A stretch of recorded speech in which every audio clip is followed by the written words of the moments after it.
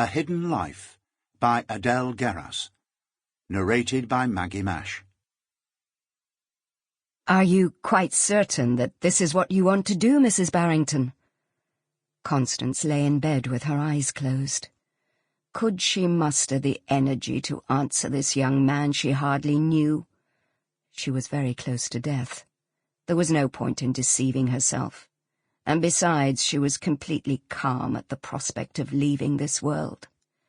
What irked her was the fact that she would no longer be in control, and that was why she'd summoned Andrew Reynolds to her bedside, on a day when she knew there was no danger of her son and his wife visiting her. How the world had shrunk lately. She hadn't left this bedroom for months, and was now too weak even to enjoy the distant view of the Channel. She'd loved sitting on her little balcony on summer mornings, looking out over the sloping lawn that ran down to the bank of spotted laurels near the gate. I won't see the garden in spring ever again, she thought, and the house could do with some redecoration, this room especially. The cream velvet curtains had almost had their day. The William Morris willow wallpaper, which had once been pretty, but which she had tired of about 2 years ago, had definitely faded. But what did it matter?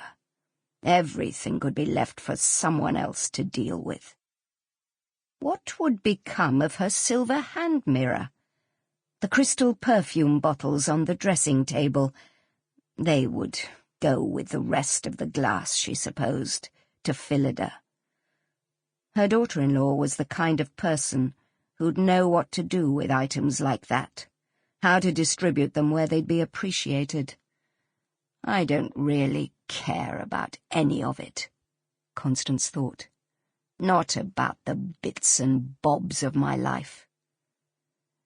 I'll sign the new will, she told him, and you must promise to take it to Matthew's office as soon as possible after I'm gone.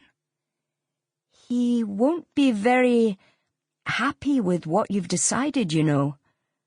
What business is that of yours? Constance wanted to ask. She'd paid quite enough to buy this man's silence till she was safely out of the way. Let Matt continue to think the will he'd drawn up was valid. He'd realize his mistakes soon enough. They all would. She tried to smile, but the effort was too much for her.